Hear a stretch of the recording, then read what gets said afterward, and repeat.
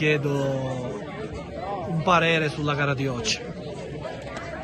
Gara di fine anno come la precedente, con due squadre che non avevano più da chiedere niente al campionato, ci siamo divertiti un po' tutti in un clima di festa, abbiamo fatto una buona gara, loro sono venuti come noi solo per fare festa, divertirsi e nient'altro.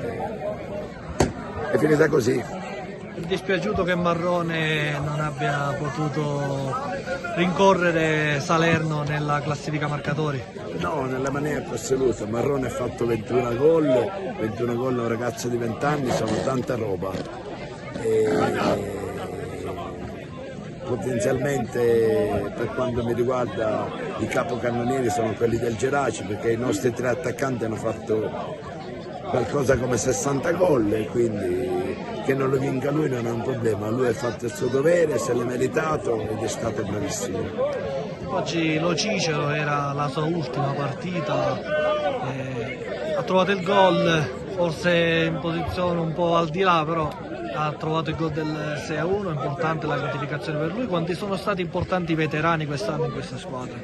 Ci sta anche questo, dai, lo Cicero sta finendo la sua, tra parentesi, carriera, parliamo di promozione a Geraci, oggi è entrato, ha fatto gol, penso sia felicissimo e ha chiuso nel migliore dei modi. Emozionato dopo il gol? Sì, è stato bello chiudere, è la mia ultima partita, chiudere così è stato bello.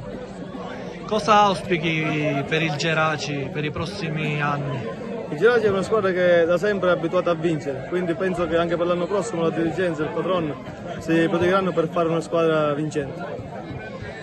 Quanto le vecchie leve quest'anno hanno dato il loro contributo anche dalla panchina a questi ragazzi che stanno crescendo molto bene, come Velardi, come Marrone? Abbiamo un gruppo di giovani veramente ottimo, secondo me molti di loro sono anche fuori categoria, l'anno prossimo spero che lo potranno dimostrare.